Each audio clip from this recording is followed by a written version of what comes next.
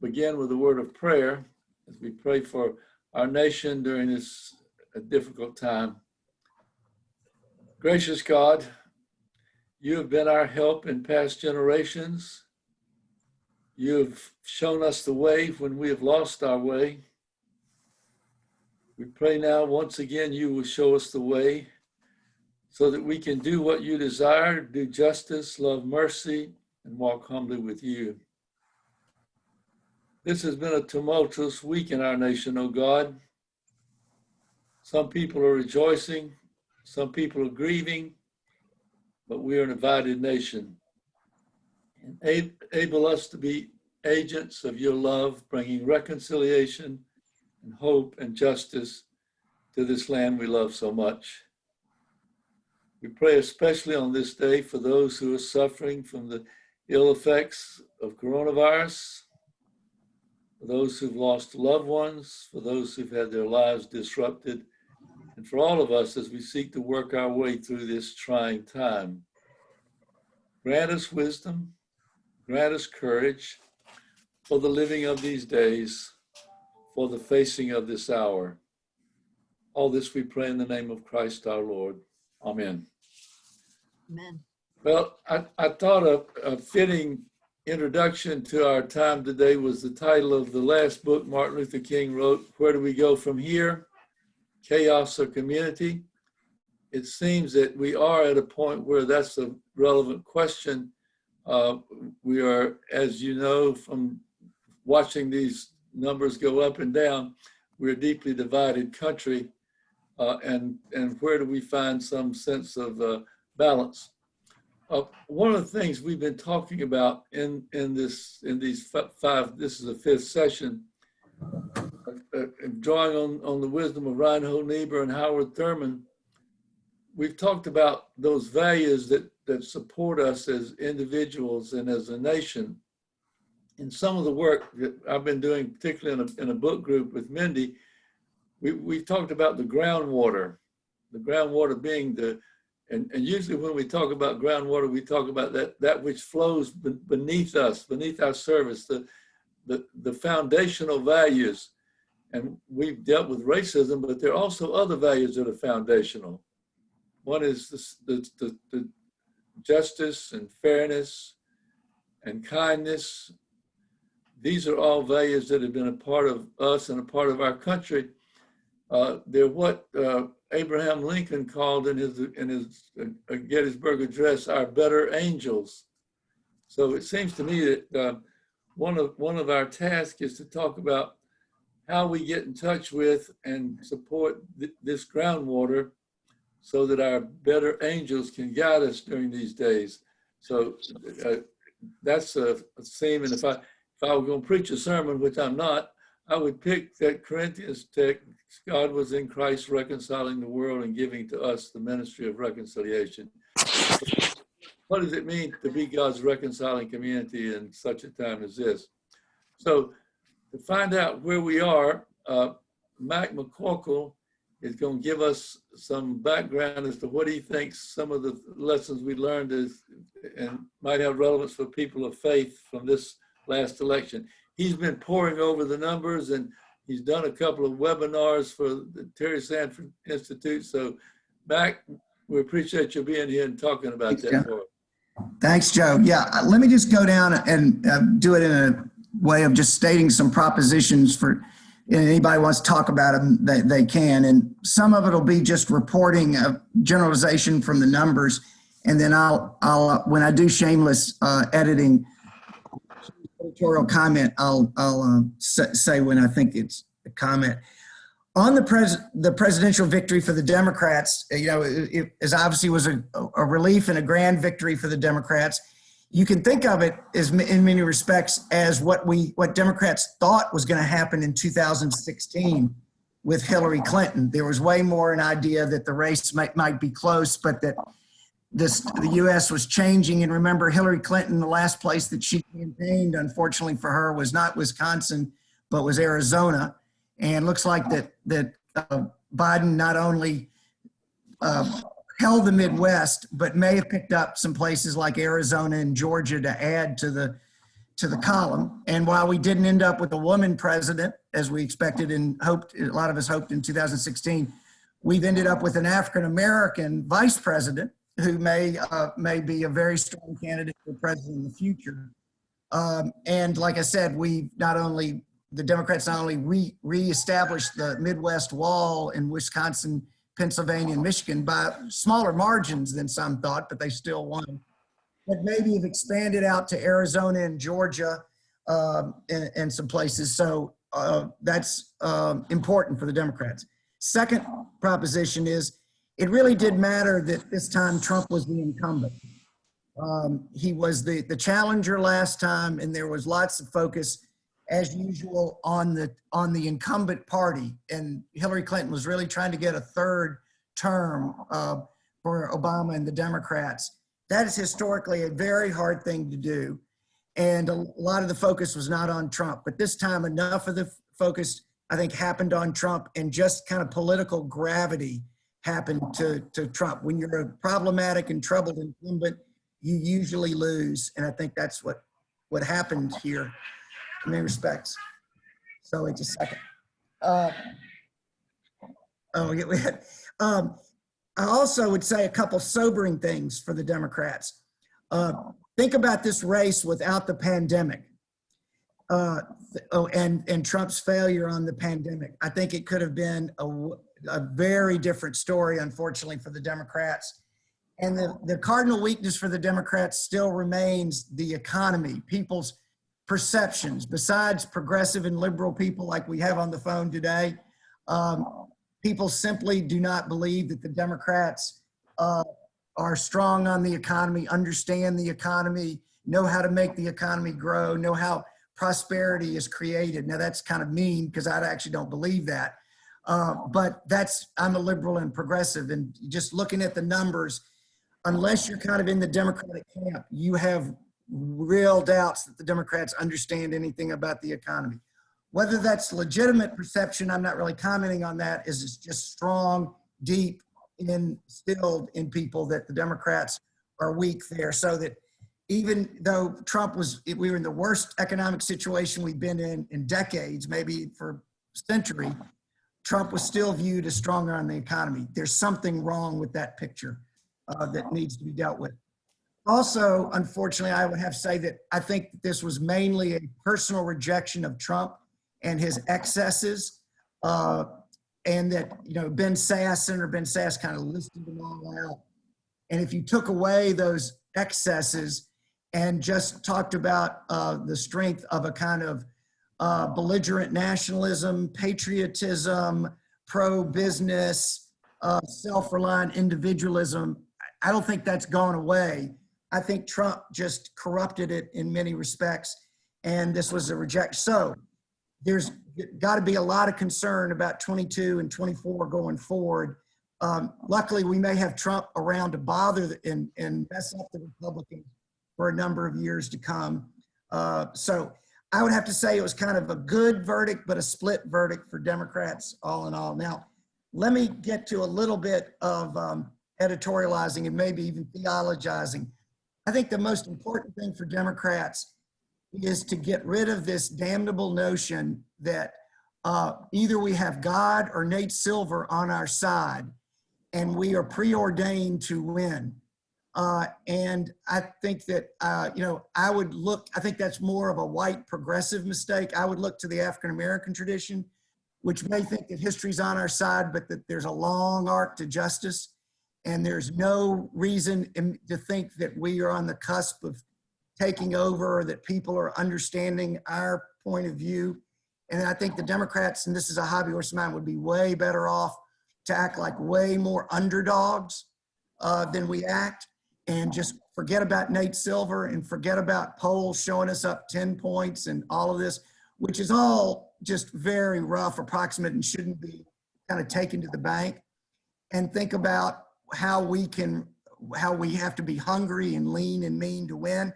I think we did enough of that, but I think there's still a lot that is kind of thinking that we are just that we're preordained to take this over. And I quote Martin Luther King on this from a letter from a Birmingham jail, who of course talked about we shall overcome, but had no illusions that this was going to be easy or that it was going to happen just by happenstance. And he talked about the strangely irrational notion there's something in the very flow of time that will cure all our ills. And so I really think that that's what the Democrats need to do, is buckle down, get to be underdogs, and fight even harder, and not have this expectation that we're going to win, thinking that we're really maybe on the backside a little bit of things. And even if we're not, that'll probably be the best strategy. Also, at the same time, I think it's really interesting to look at other things than electoral politics. And Luke Bretherton at Duke Divinity got me to think about this. Florida delivered a majority for Donald Trump. At the same time, by over 60%, they voted to establish a living minimum wage of $15. So when you think about that, there's something about when people get involved with party politics and think about candidates that we lose momentum. So in other words, we have a conservative Southern state voting for a $15 minimum wage and voting for Donald Trump at the same time. And somehow we need to come to terms with that. And either you could say people are irrational, or you could worry that there's something in our appeal, in the Democrats' appeal, that culturally turns people off outside the big cities and outside the big university towns that is very problematic for us. Even though I think Joe Biden was probably the right candidate for us, as somebody put, thank goodness he didn't graduate from an Ivy League. Would maybe be the way to say that we won. Going forward, I think that part of this is we need to think about politics outside of this partisan lockdown that we're in, not just because that's all that national electoral politics is about. But think about, that this is the 21st century, and it's got to be a combination of old and new things. Things are happening that are interesting and good. At the same time, they're bad. And what I mean by that is, remember, North Carolina now has an African-American lieutenant governor. Now, he's an extremely right-wing African-American lieutenant governor who I don't like worth a hoot. But if you had told me 20 years ago, 30 years ago, that we were going to have a race between two African-Americans for the position next to governor, and very few states have ever had an African-American lieutenant governor, I would have laughed at the idea 20 years ago, and now we've had that. So something is strange going on. It's no longer the 1950s in some ways. Something's very different. They're very the same, and I'm not sure anybody exactly has a hand on that. And then finally, I was going to say, it's kind of shades of Jesse Helms, but I don't know how comfortable Jesse Helms would be with an African-American lieutenant governor, even if he was right-wing. In North Carolina, roughly, the sad news for the Democrats was that the ideological polarization that started with the Trump race just this time went all the way down to the judicial races, to the Council of State races, so that Governor Cooper got some separation from the coronavirus, his handling of the coronavirus. Some of the incumbents held on. Maybe Justice Sherry Beasley will hold on, but all the other judicial candidates lost. The Democrats lost some numbers in the House, gained one in the Senate. So it was a very dispiriting night for the Democrats, even though all the races were incredibly close. So North Carolina is, I think, a good example of, we just got to quit thinking that North Carolina is this blue state and that there is this sense that demography is destiny and that we're just about ready to win. We've been waiting like Godot for years for this to happen. And maybe it'll happen next time, but I think we really need, especially in North Carolina, to assume more of an underdog position, working way harder to get out and vote and looking beyond the university towns and the big cities in some areas, rural, small town, and ex-urban. We've just got to be more competitive in those areas, or Democrats need to be more competitive. All right, that's a quick tour, Joe. Thank you, Mac. Mac, let me ask you one question. Say something about the divide between the urban and the rural. because that's so stark when you look at a map. The urban centers were the ones that went heavily for Biden out in the countryside, and so this reflects some values that they have, or that Yeah, I wasn't going to go in detail about what the 9 big city counties are now. Not just the cities themselves, but the counties went strongly for the Democrats. So that, for instance, you can name them, Raleigh, Charlotte, High Point, Wake Forest, Durham, Winston-Salem, Fayetteville. You pick up Asheville and Greenville in Pitt. They're all Democratic bastions now. Anything above 100,000 in North Carolina or close to 90,000, except for Cabarrus in near Charlotte, which is an odd case. Overwhelmingly, Biden won New Hanover. Clinton didn't win New Hanover, took that over. But in rural North Carolina, and what I call rural and small town, the African-American vote holds down the margin some in some places, but the white vote is pretty uniformly Republican. But the real key is these exurban areas like Union County, Johnston, Gaston, that are growing and are not particularly rural. They're metropolitan. I call them countrypolitan, that deliver enough vote to cancel out the urban vote that it roughly gets, or combines with the rural and small town. The Republicans are rural, small town, and exurban, and they just barely still have a majority.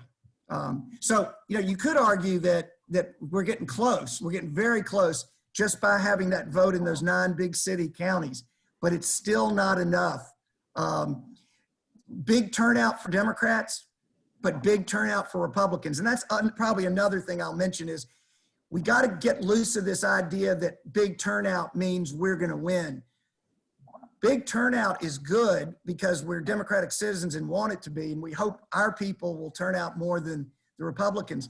But we're finding that both people's turnouts kind of cancel each other all out and feed off each other.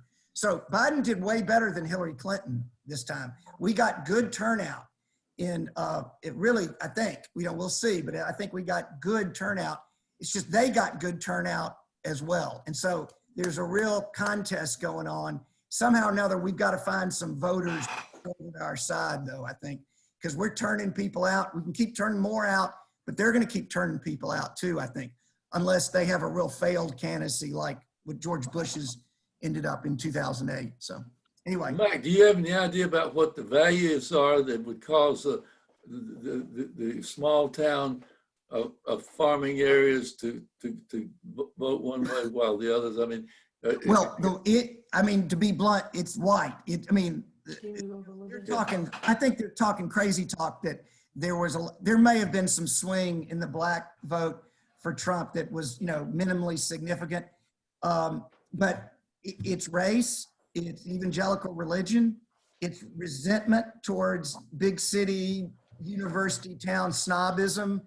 And I think it's getting worse, not better. It's that combination. It's just what we know, that they hate us, I guess is maybe one way to put it, and thinking that we look down on them and they're left behind. But at the same time, there are areas in North Carolina, the Republicans still get way more vote in growing areas like these exurban areas. The rural vote is shrinking. The small town vote is shrinking. In other words, if this was just an urban versus rural small town contest, Democrats win hands down. It's these people in these in-between areas that are still going Republican that's beating us at the margins. Countrypolitan? Union County, yeah. People who like to listen to country music, but may drive into Charlotte to work. That's kind of the example I would use.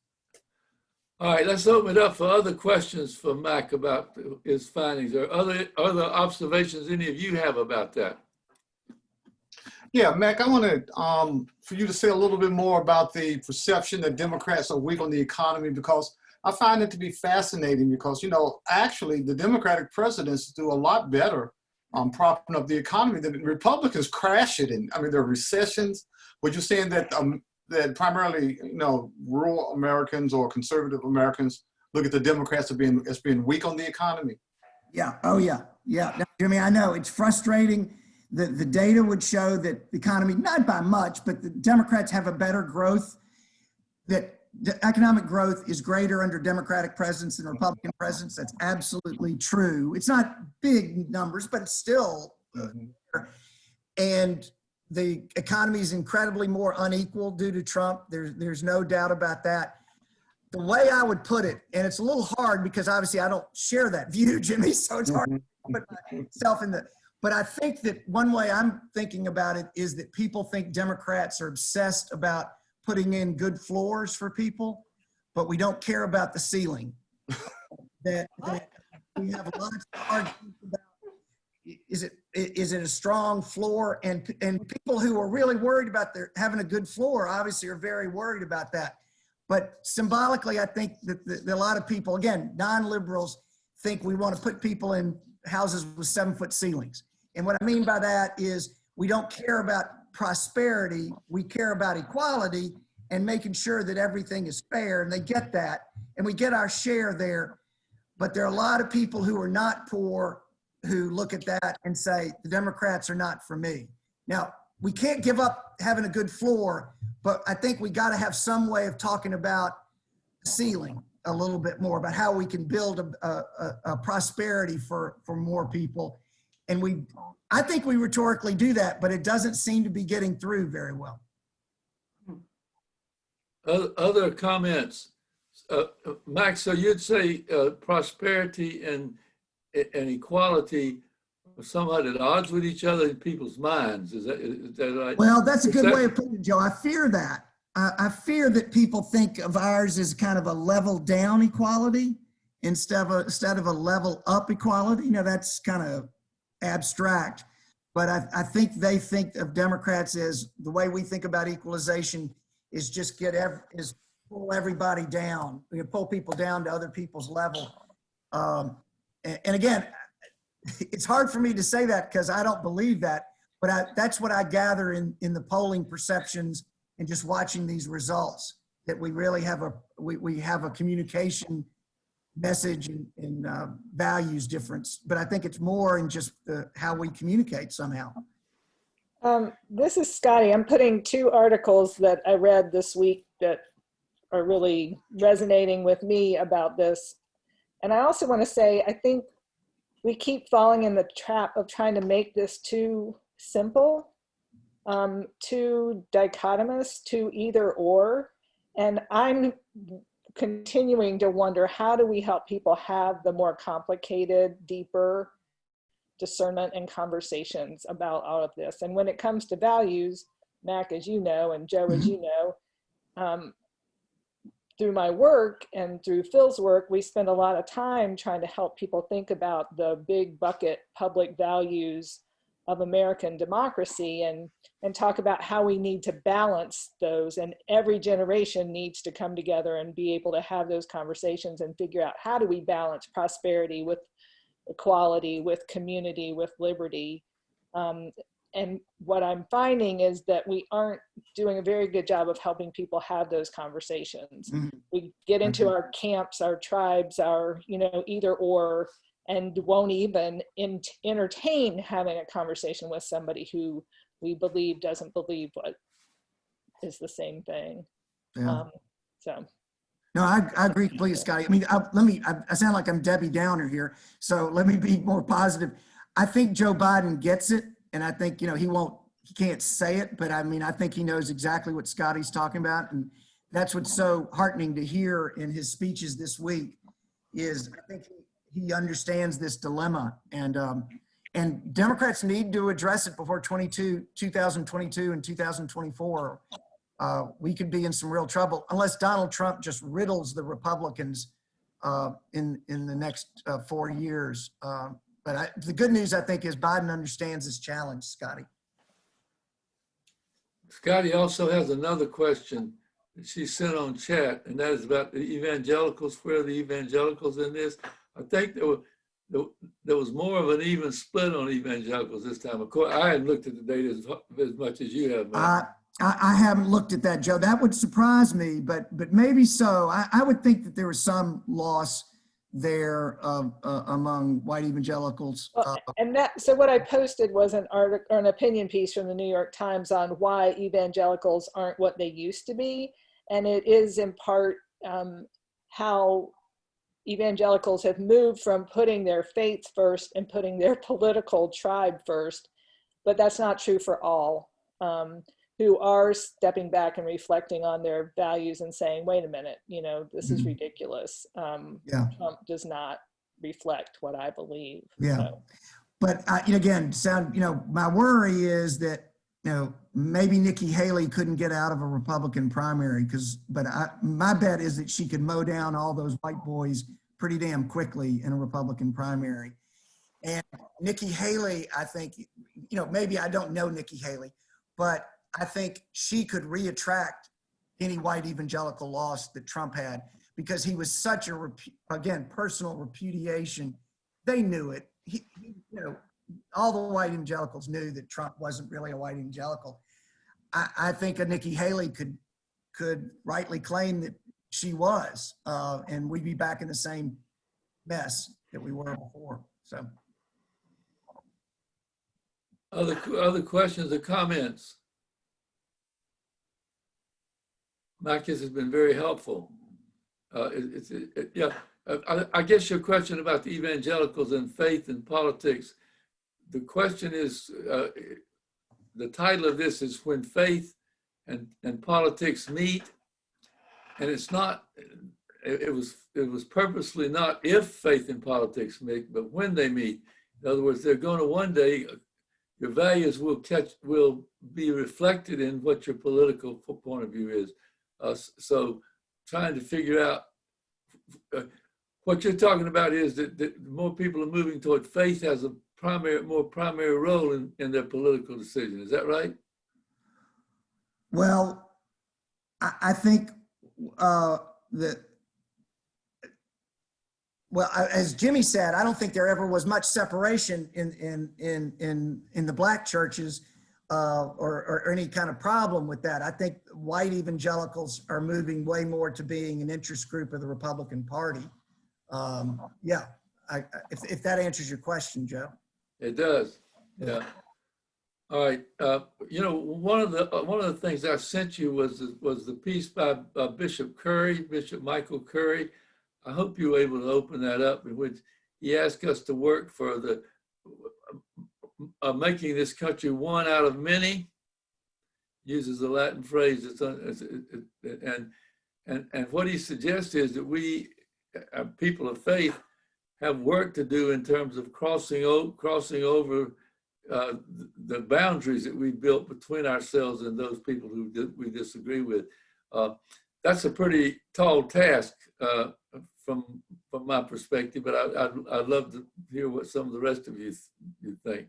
I don't see many people ready to adopt a philosophy of take a Trump voter to lunch. But I think deep down there are these big gaps between a big chasm between our views of what's going on and about what's moral too, and there's room for a lot of growth and conversation there. Anybody have a comment on what Bishop Curry had to say, or?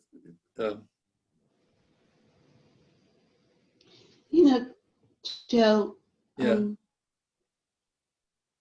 I feel like we do need to find ways on reconciliation. We spent a lot of time talking about that in our Sunday school class this morning. But it doesn't seem like when the Republicans are on top, they are ever focused on reconciliation and bringing people together. And, I worry that, while we're focused on being nice and extending a hand and playing by the rules, then when we're not in charge and Mitch McConnell and the Senate is up, they're doing things like pushing ultra-conservative Supreme Court justices and blocking every piece of legislation that comes by. And I kind of fear that Biden's going to get caught, because while we're going in there saying we want to be building unity, which is important, all those wonderful things that he talked about on his platform, are they just shot now? In other words, what you're wondering is there any will on the part? In other words, it takes two to tango. It takes two to reconcile. And Yeah. both parties have to want to be involved in this building. I think that's a live question. Okay, yes. Hi, everyone. I wanted to respond off of what Patrice was saying, because I agree. And I think there's so much pain, particularly in the African-American community, that healing has to take place. And also sometimes reconciliation, my experience in the last year, particularly after the Floyd incident, was just another phrase for let's get back to business as usual. And for true unity and reconciliation, we've got to dig deeper and get to the root. And I used to think reconciliation meant what you're talking about, but now I have this distrust even of that word, because I feel like it's a phrase to say, let's put that behind us and let's move forward. And there's too much pain to not deal with the root. It's like if everybody would just do it the way we want it done, then we can be reconciled. Right. And just like I'm a minority that attended a white evangelical church. And I think sometimes there was the belief that you're welcome here as long as you sit in our pews and act like us and behave like us. And there's just truly a chasm. I read an article a few years ago about a woman who said, a Black woman in her church, she said, she asked her friend who was a white woman about Trayvon Martin, and the lady didn't even know his name, didn't even know who he was. And she goes, he's the reason I can't sleep at night because I've got a son his age, and you don't even know who he is. So we sit in the same pew and we sing the same worship songs, but we live in just two different worlds. And some of that, I think the news media, because we watch different news channels, and some don't highlight these issues. So people have got to be more deliberate about having a diversity in their news. But, and then you were talking about being polarized. It's true, because people follow one or two people, and whatever they say, that's what they get. I know I just kind of jumped all over the place, but I think also you can sit in the same pews and people not even understand the plight of their minority brothers and sisters that are sitting in the same pews with them. Can I just add, Joe? Yeah, it's one thing to have to deal with Mitch McConnell, which Biden will, especially if there's not a Senate majority. And even if there is a Democratic Senate majority, it may be by one vote. So he will have to deal with Mitch McConnell. I'm really talking about, and maybe reconciliation is the right word or wrong word, but there are a bunch of racists on the other side. And there are a bunch of QAnon people and all those other people. We don't need to deal with them. But there is a minority of people who voted for Trump that Democrats need to get, and they're gettable. And Democrats need to find some way to build bridges towards those people. Not the crazies, but there's some good folk out there who even voted for Obama and voted for Trump twice. And they ain't perfect people, but they're reasonable enough people. So one thing, you got to deal with Mitch McConnell if you don't have the numbers. If you have the numbers, you don't deal with Mitch McConnell. But I'm just saying that the Democratic majority is very shaky. And I'm not sure we can take what we've got right now and rest on the laurels and say, we got it, we've got a majority. This is really a repudiation of Trump. More than anything else. And so we've got some hard work to do. And I don't know exactly how to do it, to be honest with you, but it's not be nice to Mitch McConnell. It's why do people who are losing their jobs and getting oppressed in many ways voting for Donald Trump? We need to address that issue, because too much of that's still happening. Maybe, I don't know if that's clarifying, but I wanted to mention. Cheryl, I see your hand up. Yeah, I just wanted to second a couple of things that have come up. Linda, I agree with you completely that for a lot of people, the pain is very deep right now. And so those are not the people who should be running around trying to extend olive branches. That's asking too much of them. And you know who you are. So God forbid, God bless you. Take your time to heal. But for the rest of us who have that emotional room in ourselves, I think one of the things that we all need to do, Mac, is to stop demonizing all of those folks on the other side.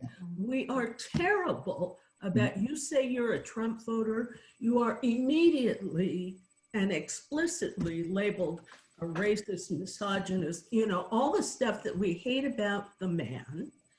And that is probably true about some large number of people, but not everybody. Right. And we violate our own principles when we deal with people that way. It's the same kind of stereotyping that we accuse them of.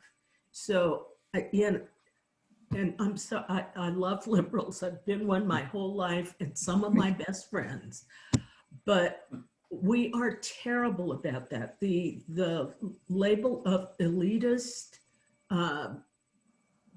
what's the word I'm looking for? Disrespect is well-deserved. So I would say we start with that. And that means for those of us who have the emotional space, taking the time to actually listen to what these people are saying is important to them. Now there's some group for whom it's abortion, end of conversation.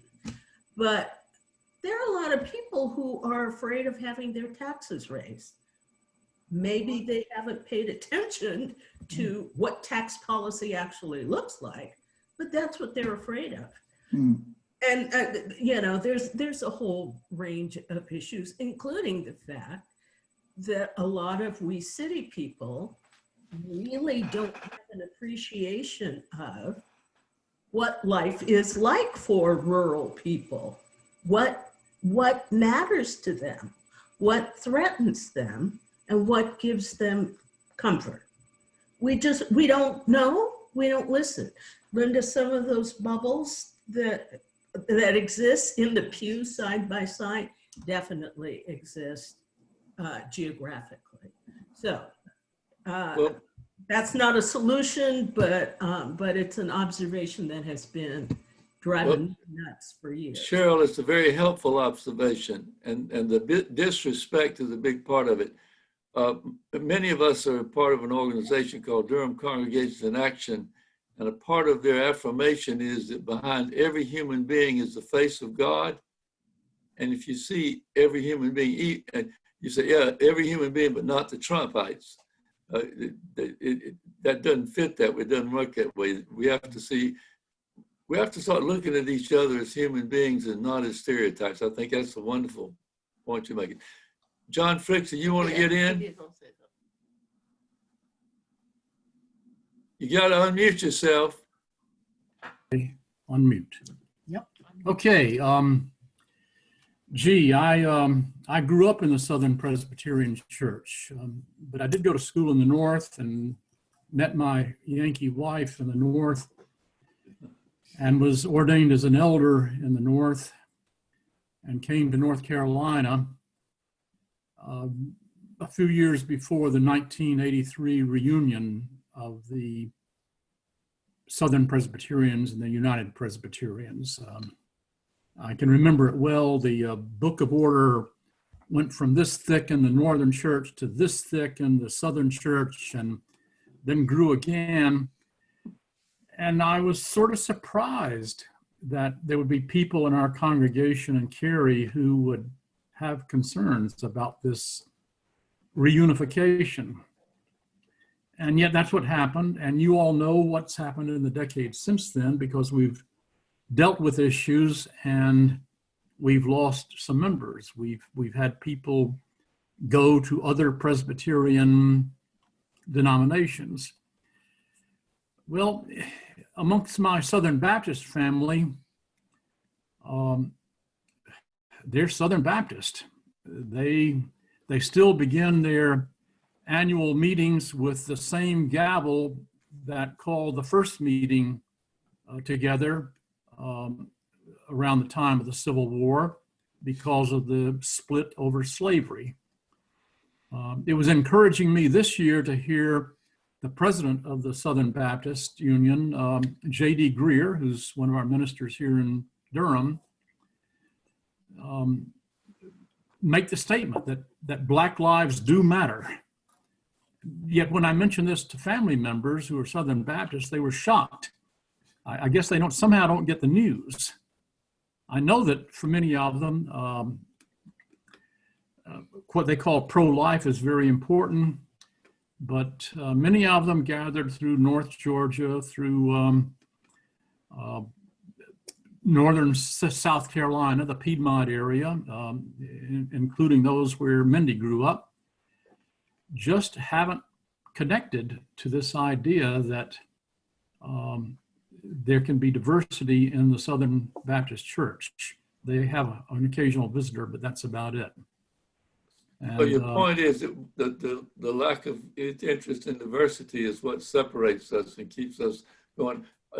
And a big part of that being the race question, right? We have it in Durham, but not in Pickens County. All right, well, I don't want to cut anything off, but I do want to move on because Jimmy Hawkins has agreed to lead us in a discussion. We talk about where do we go from here. One of the issues that is out there on the table, which doesn't get much play with in a political campaign, is the plight of the poor, the plight of those who are suffering most in our society. And one of the things that this pandemic has done is it's exposed how big that divide is in terms of technology, healthcare, all these things. Well, so where do we go from here? It seems that we've got some work to do. And Jimmy, you want to lead us in some conversation about that? Jimmy did a great job, by the way, of telling us about his office in Washington that does not lobby, it advocates. Right, Jimmy? That's right, Joe. All right, I'm going to share my screen with you. Talk a little bit about the Poor People's Campaign. Can you see my PowerPoint? Yeah. Yeah. Okay, let me get this big. So one of the things that's happening is that the Poor People's Campaign is going on nationally, and it's a really powerful movement that's happening that the Presbyterian Church has endorsed. The General Assembly has not endorsed it, but the leadership of the church has endorsed it all the way through. And Presbyterians are intimately involved in the Poor People's Campaign. Again, just a little plug for my office. As you think about your congregation, we are a resource for any social justice matter. Any issues that go domestic, that go international, we have staff to deal with that. And we also are partnering with the UN office. And I think this is going to be a time when that UN office is going to take on even more importance as we repair our international image, which has been severely damaged, especially with allies of this country. So those two offices are resources. And again, we're able to come in and talk about anything that's going on as long as it's in line with the social witness policy positions of the Presbyterian Church. And I tell people in a jokingly manner, you know, I can only speak to issues that the Presbyterian Church has spoken on. What issues have not Presbyterians spoken on? We have a wide array of positions on almost any social justice issue. So I did want to put that plug in. The Poor People's Campaign started, it actually goes back to King's days.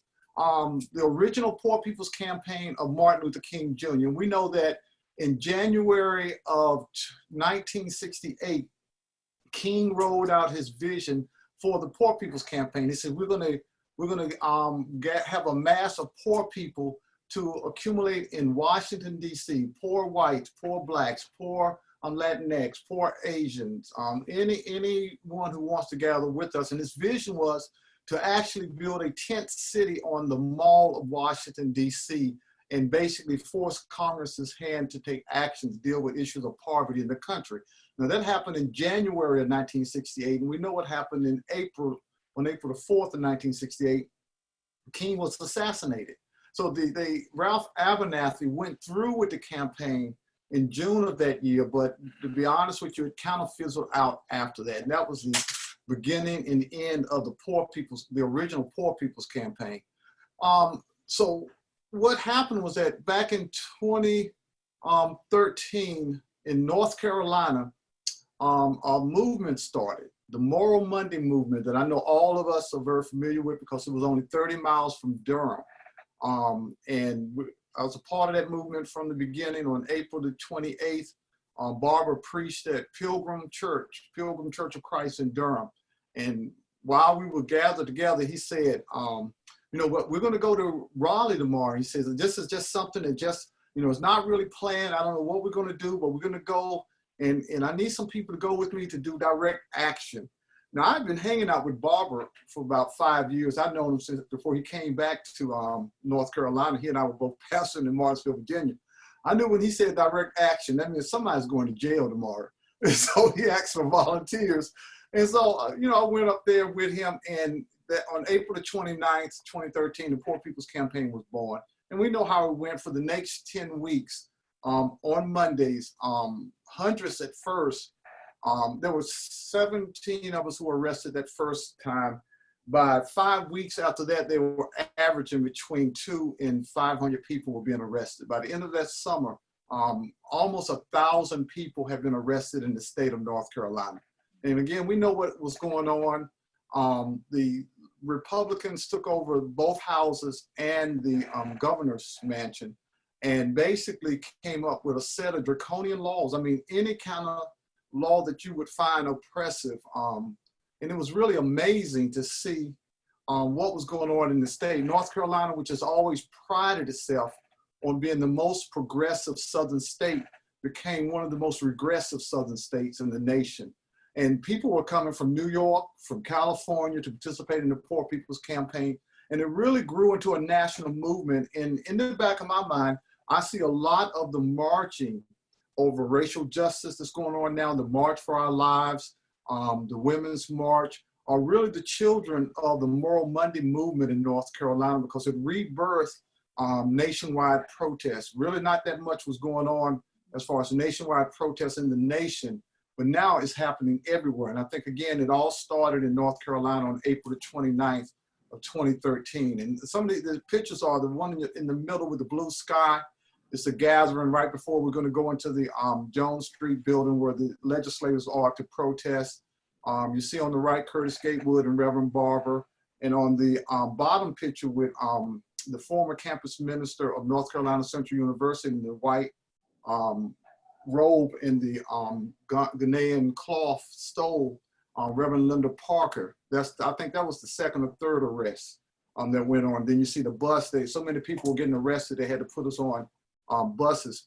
But that movement is the precursor to the Poor People's Campaign. So you had these two precursors. You had the original Poor People's Campaign and the Moral Monday Campaign, which basically, and this is at Davie Street Presbyterian Church. This is where we would meet every Monday for training for those who were about to be arrested during the Poor People's Campaign. So those two events led to for the Moral Monday Campaign, those two movements led to the Poor People's Campaign. So in the latter part of 2016, beginning of 2017, Reverend William Barber on your left in the purple robe, and then you have Reverend Liz Steele Harris, who is a Presbyterian minister. They are the co-conveners of the Poor People's Campaign, which is a national movement, again, with the understanding to follow the legacy of King's original Poor People's Campaign and to gather poor people around this country into an advocacy movement. And the understanding is this: while it has national heads in Barber and Theo Harris, it's really a state movement where they're asking for branches to be set up similar to something like the NAACP or other organizations, each state in the capital of the state. and to do advocacy in the state capitol, trying to convince state legislators to promote policies and legislation that enhances the lives of poor people. And it'll basically when you look on the Poor People's Campaign webpage, there are 5 issues that it's trying to address. One is systemic racism. And again, this rolled out in 2017 to deal with, before a lot of some of the shootings, George Floyd and Breonna Taylor, which really have gotten a lot of the national attention. To talk about racism in this country, how it's systemic, that the system is sick, that no matter how well-meaning the individuals might be who work for government, that there are structural inequalities built into the system, and the way the criminal justice system unfolds, that more African Americans and Hispanic men in particular, they constitute, those 2 groups, 40% of the prison system in this country, even though together they constitute, I think we're about 12, 13% of the population, and Hispanics are right around the same number, just a little higher. But there's systemic racism in the system, so we need to combat systemic racism. To talk especially about poverty and inequality, and as Joe mentioned, right now the understanding with politicians is that you don't talk about the poor. That America has gotten to a position right now where that's a non-starter with people. They don't want to hear about poverty. So that's why you'll see politicians, they're talking about the working class. They literally will say the working class, and that's the new catchphrase for poor people nowadays. But again, there's something that's going on in America wherein we have lost our sympathy for poor people. Poor people are blamed for being poor. They're lazy, they don't work. And then we know that there are racial overtones with that many whites equate poverty with blacks, that they're thinking that they're just giving handouts to blacks who won't work.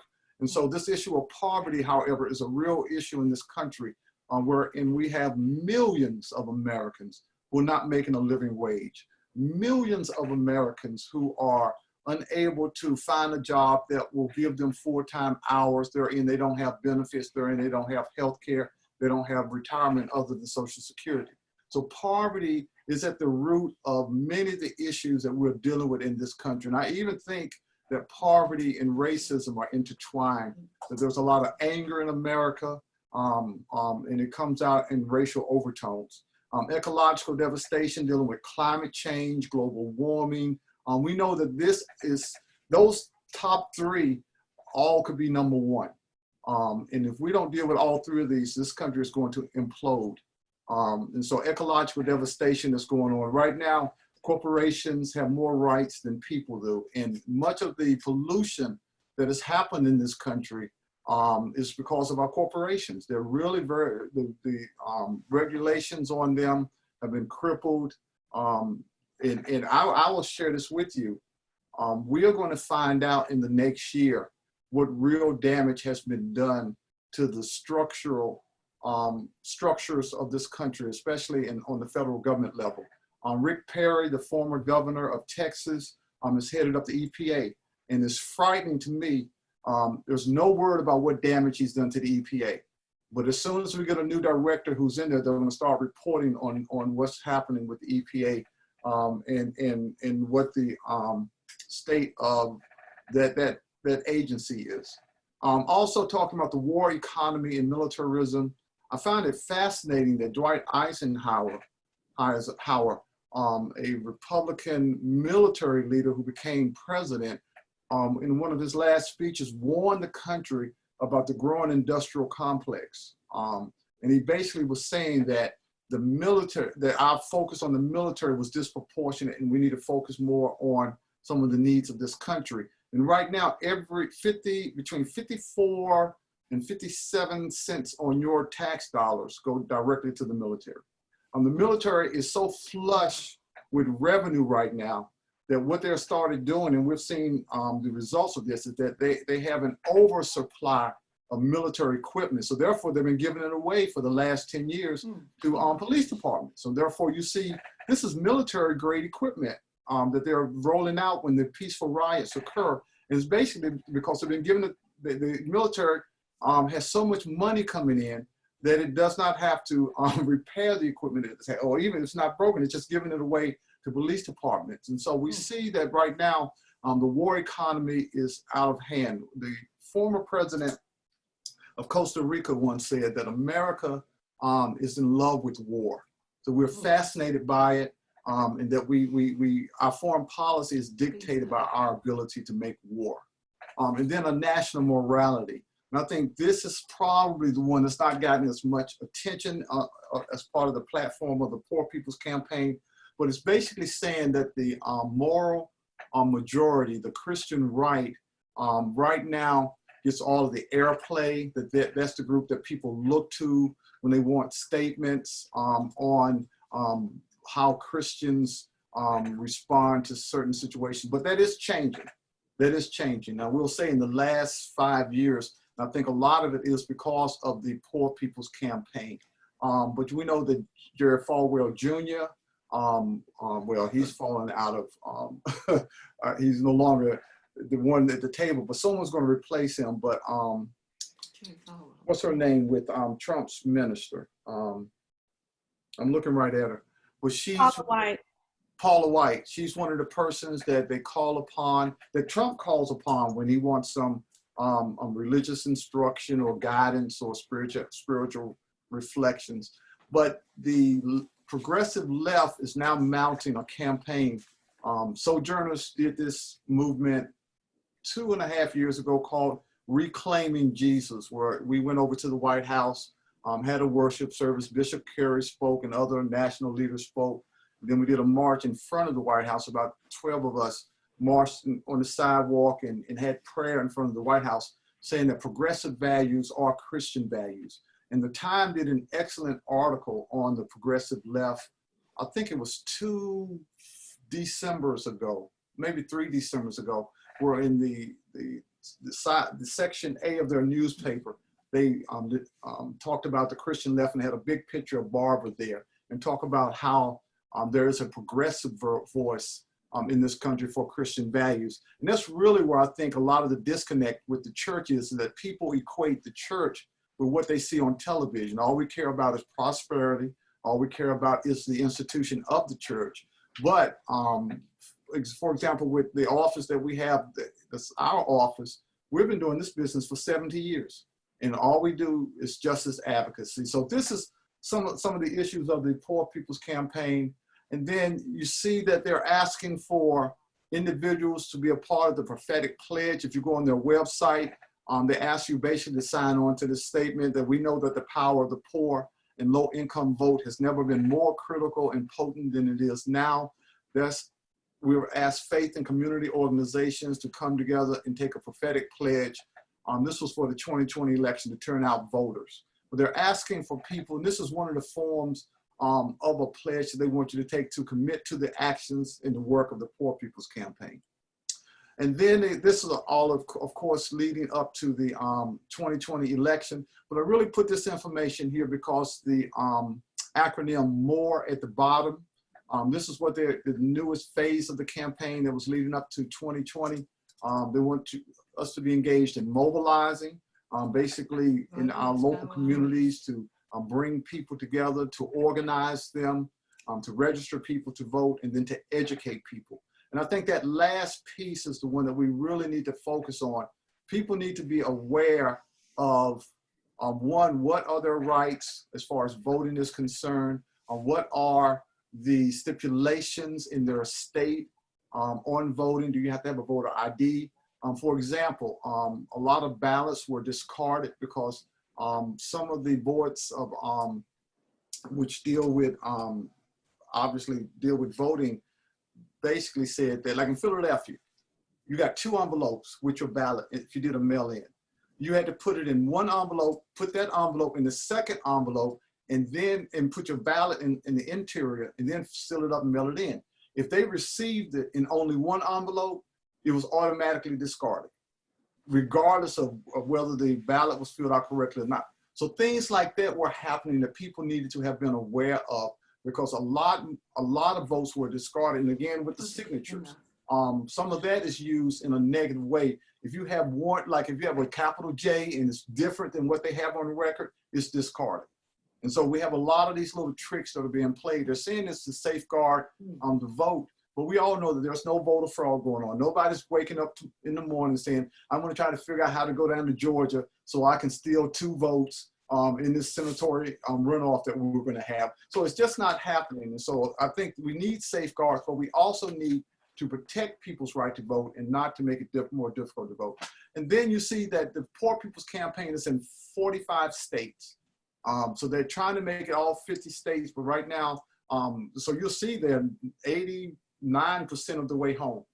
And so these are active branches of the Poor People's Campaign. And you see that North Carolina is here, but it goes from California to New York, where there are branches of the Poor People's Campaign up and running. Oh, yeah. This is from the first arrest that happened in DC. You see Liz got arrested at that first one. Now, I will say this to you, and Joe, help me keep an eye on the time. If you're going to get arrested, do it in DC, as long as you stay away from the Supreme Court. What they do in DC is you get a citation, and they take you over to the table. Show me your ID. You're American citizen. Okay, so we don't turn you over to ICE, and then you pay $50 and you go away, and that's it. You don't have to come back to court or anything. Now, I'm going to tell you another story in a few minutes of what not to do in DC if you're going to get arrested. And that's again from the first summer of engagement with the Poor People's Campaign.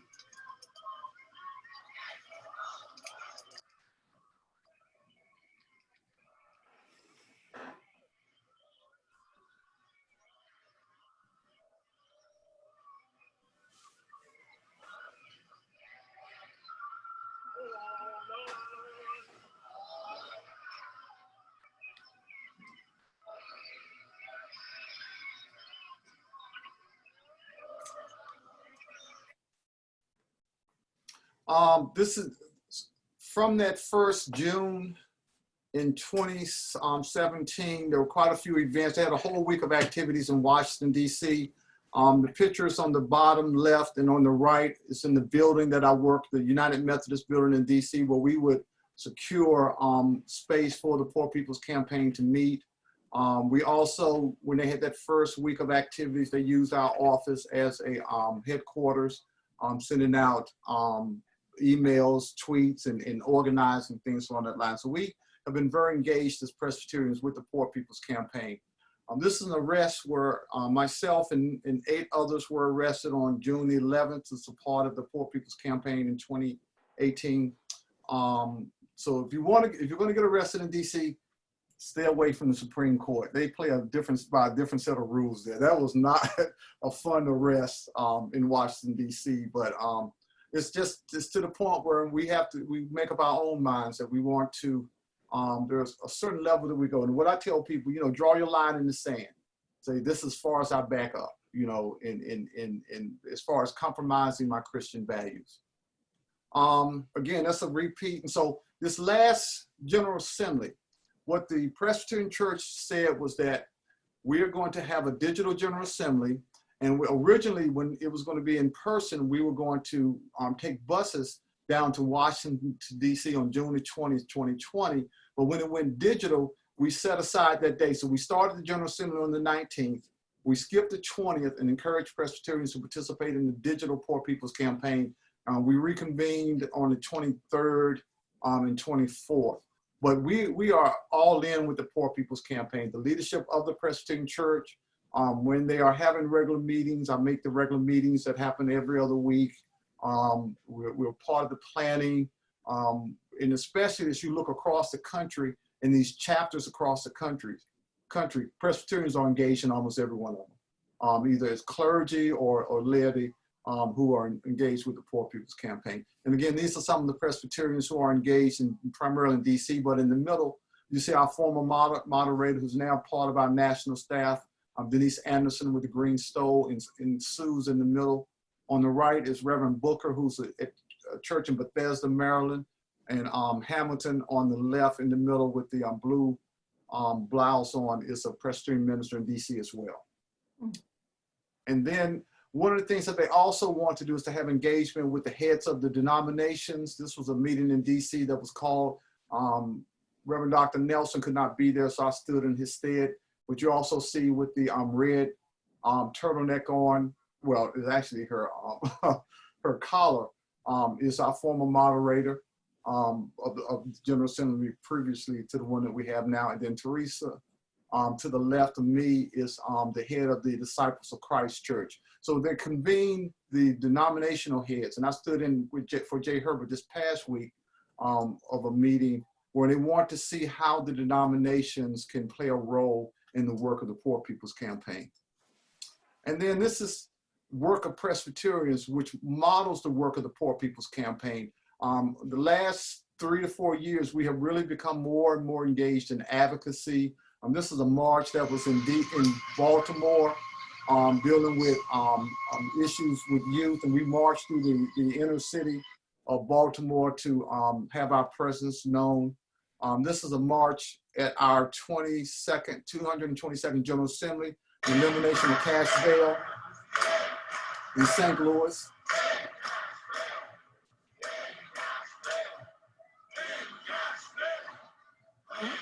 So these are all Presbyterians. What was that?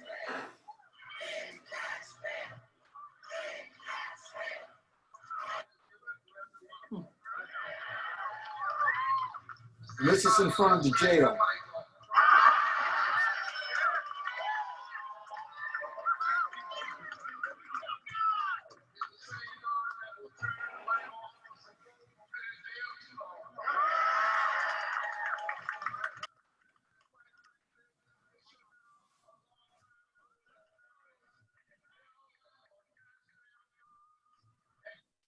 So this is one of the big issues that we're working on, is the elimination of cash bail across the country. And so this is a march to do the same thing, basically a year later in Louisville, Kentucky, wherein we marched downtown. And on both occasions, the first time we took almost $50,000 in St. Louis, and this time we had a check for $10,000 to bail people out of jail. Okay, Joe, I'm gonna stop there and see if we have any questions or engagement that people want to engage in, and I'm going to stop sharing my screen.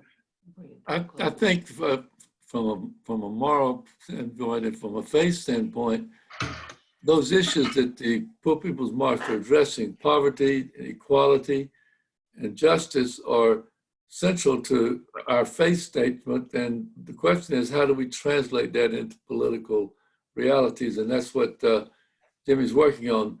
I've seen some of you asking some questions on chat about it. You want to ask Jimmy questions about the Poor People's Campaign? It did work, and I think was very effective in the last presidential election. The Poor People's Campaign is nonpartisan. They do not endorse candidates, but they vote for values that are Christian values. Am I right, Jimmy? Yes, you're absolutely right. I will say mostly it's nonpartisan.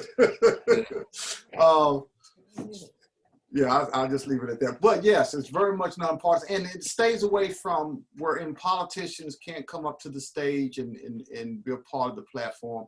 It's a movement that's going on right now that's probably the most high-profile social justice movement that's going on in the country. There's nothing else. Barbara has a national profile. I guarantee you we'll see him at Biden's inauguration. He spoke at the Democratic convention back when Hillary was running. He was on Oprah. I mean, he's on MSNBC, CNN. And I say that to say, again, this is unusual for a progressive movement that's faith-based, where we don't normally get this type of media coverage. And I'll say, working in DC, that's the biggest issue, is that the churches, the denominations are very active in justice work. It's very hard for us to get any type of coverage. CNN never covers anything that we do. The Washington Post will run some articles. The Time, occasionally, we get more coverage in the Post, but most of our coverage is in-house, like through our own communication networks. So the problem is not that the church is not speaking out, that we are from the national to local levels. And you know how engaged congregations are in Durham. I think we get a lot more local coverage than we do national coverage. But the problem is that we're trying to figure out ways wherein we can get that word out. The religious news services will cover us, but to be honest with you, it's a religious news service. So people of faith are the ones reading it, and it doesn't have really a strong national profile. But I would say this is a campaign you can become engaged in, and it already has a lot of movement that's going on right now. I mean, people are very active in the Poor People's Campaign, and labor is a large part of the Poor People's Campaign. Labor rights, they're working on very strong. They're working on that living wage issue that Mac made reference to, and real proud. And Mac, I found that to be interesting when you said that about Florida. Florida also, 2 years ago voted, in Florida was one of the states wherein you lost your voting rights forever if you were a felon. And they turned it over to the voters of Florida, and they overturned it. I mean, quite handedly. And so you're right, you have this economy wherein they go with Republicans in state and presidential elections, but the populace, and Florida's changing. Florida is changing, and I think you're going to see, especially, with the Hispanics in Florida went for Trump. But those were Cubans and Venezuelans. And the Cubans are aging out. The Cubans of the exile, but their children are much more progressive and moderate than they are. And so we see, and I think, Mac, I would be interested to hear you talk also about, I didn't want to ask you, but about Georgia. These two runoffs in January are exciting. And that really is going to carry a lot of determination as far as Biden's program and him being able to implement it. If those two Democrats can win, that changes everything and puts everything into a new look. Okay. Yeah, I can't tell you how important I think the work that Jimmy and Reverend Barber are going to be doing to hold Biden accountable to a certain extent, because again, going back to Reinhold Niebuhr, there's a role for statesmen or insiders like Biden, and there's a big role for outsiders. Even though the two may clash, they need to clash, but there needs to be some real accountability. And I think it's very important. Some people critique Reverend Barber's movement by saying, well, it's not political enough. Where is he going to endorse candidates? And that just misses the whole point. There are a lot of people, Florida is a good example, who are very progressive on issues, but do not like the parties, and to be blunt about it, don't like the Democratic Party, don't like any of the parties. And so this kind of work that's being done that's nonpartisan and that holds the politicians accountable is really key, rather than us just being disappointed in Biden. Guess what? We're all on this line going to be disappointed in Joe Biden over time. That just like people were disappointed by Obama. That's not the problem. I think we need to support Biden as well as supporting Jimmy Hawkins and Reverend Barber and all the movements together, and we can get far. And it's not going to be easy, but I think that's what we need to do. Because again, Jimmy, I think you're a good example of Florida. They gave constitutional rights back to the felons, and then the Republican legislature moved him around. At some point, that is going to kick in. That's right. I don't know if it'll kick in for the Democratic Party, but something for us to be aware of that goes beyond this kind of obsession with electoral politics, which I'm as guilty of as anybody else. Well, Mac, when you say maybe you should counsel us to go back to your article that we read about the difference between a prophet and a statesman. Yes. And Biden is not going to be a prophet. He's going to be a statesman, and that's not going to be satisfactory to us a lot of the time. Yes, and Senator Harris, VP-elect Harris, is a stateswoman, and she's going to be disappointing to people as well, because they're electoral politicians who can look at these numbers and say, we need more people on our side. So we need people holding them accountable, but we also need them reaching out and finding other people to bring into the fold. So it's a process. It's a difficult one, but one that we got to take on. And I want to highlight what Max said about, let's say that the best case scenario plays out, that in January, the two Democrats win. Yeah. Democrats take over the Senate. They already have the House and the presidency. That's when we've got to push very hard. Mm-hmm. That's when we really have to have a playbook laid out. We've got to know what we want to push them on. Right now, the House of Representatives has between 300 and 400 bills that Mitch McConnell won't even take up.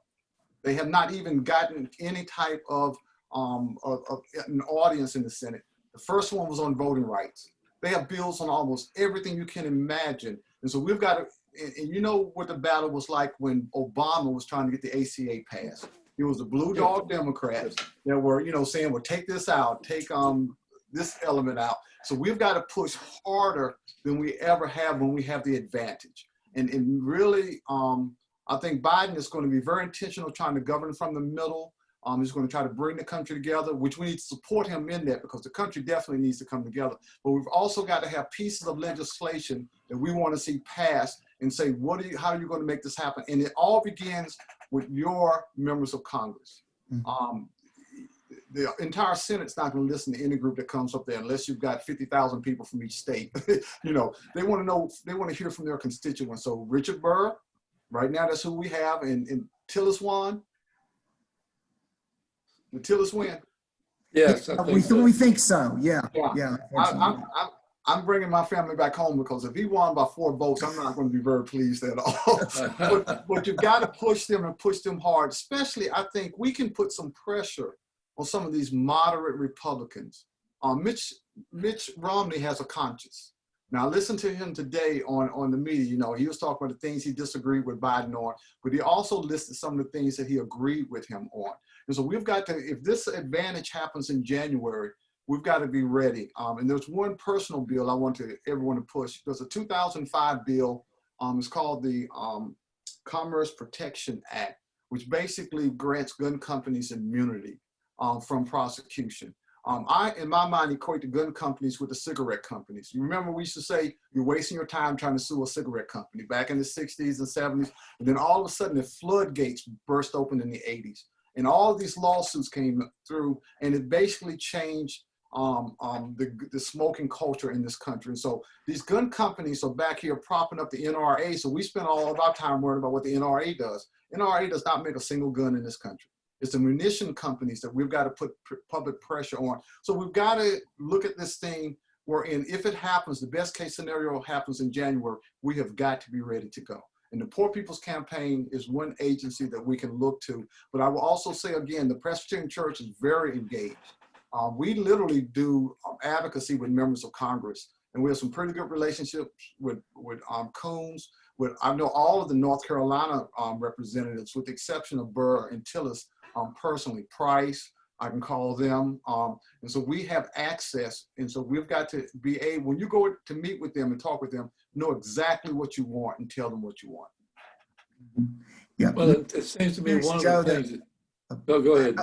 I was just gonna say, maybe the concept, just picking up what Jimmy's saying, it's to make sure that the center is sliding left rather than sliding right. I mean, it's got to go from the center, but we got to make sure that it's tilting the right going in the right direction, because the center moves, and so you got to define it. So. Well, one of the things that Biden has advocated for, and something that would make a great deal of difference in this country, would be a living wage. Yeah. And public option. Yeah. And that seems to me like a very important moral question for those in the Christian community. If we advocate for the poor, if we don't get a living wage, it's hard to make it in our culture without a living wage. Well, 60% of voters in Florida voted for that, even though in the States. Right. Scotty? Well, and we're still in a pandemic. I don't see why we can't somehow move on health care so that people, if they lose their jobs, still can be cared for. And that's somewhat of why I'm disheartened about North Carolina, is it doesn't look like we're going to be able to expand Medicaid. But nationally, I still think we need to figure out how we can. Mac, do you think we'll have a chance for extending Medicare? Do we have a chance in North Carolina now to extend Medicaid? I thought we had a better chance before Election Day, and we lost 4 seats in the House. You never know. You never know. I think Scotty's got a real good point that if this pandemic, I want it to end tomorrow, but if more and more people lose their job and more people are wondering, the system exhausts itself. If people like their healthcare insurance, but if they don't have it, more of a majority could be radicalized by that. So that's more of a hope. Right now, it does not look good though. Not. Game. And they're going to the Supreme Court next week to try to eradicate the pre-existing conditions. And if that happens, the ACA is over. So they're going to have to start from ground zero. I will that say might radicalize some people. Then some people might really get pissed off too, Jimmy. So maybe I'm trying to. It goes back to what you said. I mean, people are really looking at the wrong issues. I mean, they don't realize how close they are to losing their coverage right now. I mean, and Trump is he's angry now. He's going to tell the Justice Department to go forward with all that they have to win that case. Oh, and even with Roberts has supported the ACA in the past, but he's in the minority now if he goes with the Democrats. They have an overwhelming vote. But I will also say this, don't just put all of your hope in advocacy on the federal level. More action happens on the state level.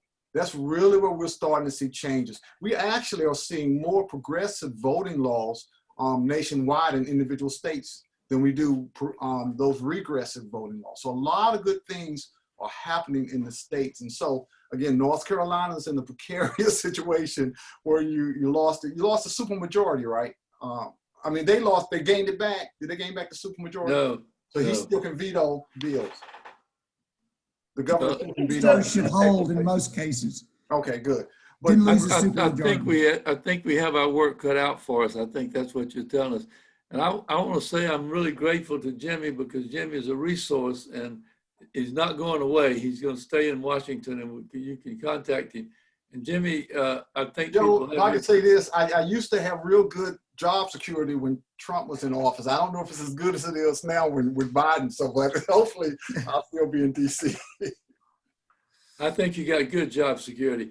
I don't want to impose on your time. We've been together for about an hour and a half. If anybody has any pertinent question you want to ask, these two presenters, whom I really appreciate what they've had to say today. Anybody have a question? I do, Joe. So listening to Jimmy, I realized I had to make a decision. Do I want to wear my Democratic hat or do I want to wear my Christian hat? And it occurs to me with what he's doing, we have to remember this old adage, you can get a lot done if you don't care who gets the credit. And if it's the Poor People's March, it's about Christian witness, we can affect the dialogue. We can affect the conversation about these issues. And the Republicans may get credit, but if we've improved the life of our citizens, then it was worth it. And I want to affirm Linda Evans. What she named, we have to pay attention to. In the decades I have been able to advocate for other people than my privileged white self, what she says is true. We expect African Americans to conform to the white mold. We expect them to sit in our pews and accept our worship service, move into our neighborhoods and expect our values. And it's just not fair. We have to realize how presumptive we are when we expect blacks to move into the white culture. Let me say one thing, and I'm thinking of closing, but what we're talking about now are not Democratic or Republican values. They are Christian values. This push to end poverty is deeply ingrained in our scripture, and the good news about this is that we believe that God is on our side. Not that God is a Democrat or a Republican, but God is working among us. The African American Church has a wonderful statement that God can make a way out of no way. And I think we've got some big issues that Jimmy's pointed out that we need to face. And I just want to pause now and thank all of you for your participation, but mainly to Mindy and Jimmy and Lakeisha and Mike McCorkle for being our presenters here. We're really grateful to you for what you've done for us. It's been really good. And I'll just say a personal word. I have really enjoyed this, and I I appreciate you coming to something I would enjoy.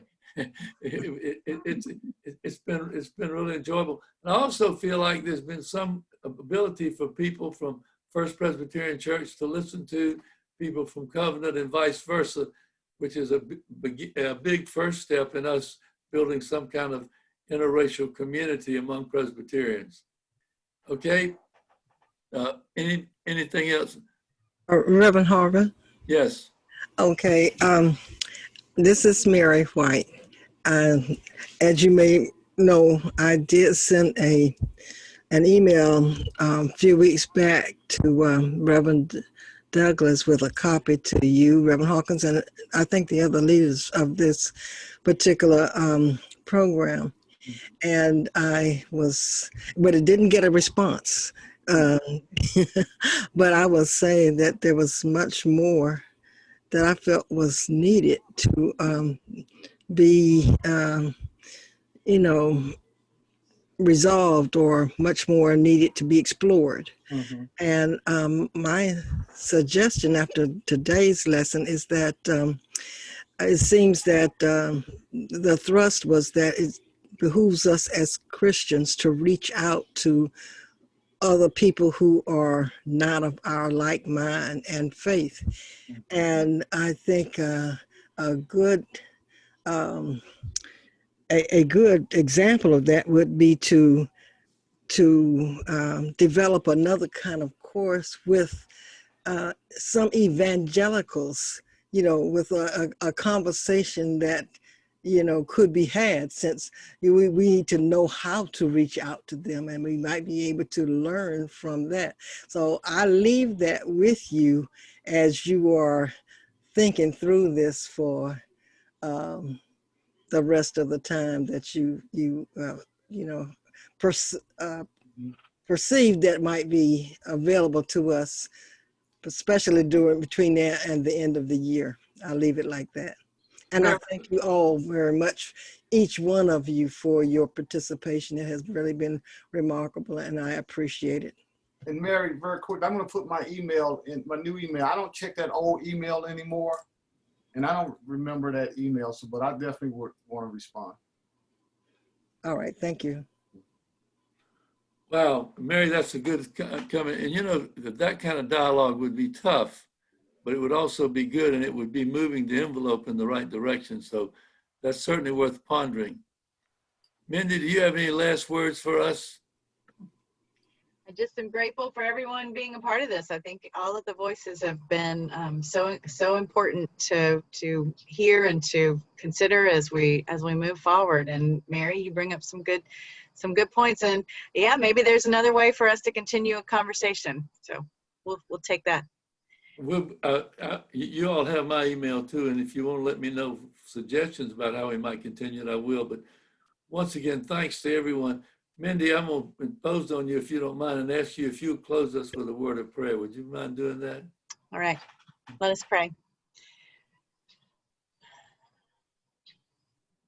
O God of all creation, God of all nations and peoples, God of the day and the night, the sun and the moon, the Democrat and the Republican and the independent, and all those in between. Your calling to us is a grand one, that we might love you and love one another.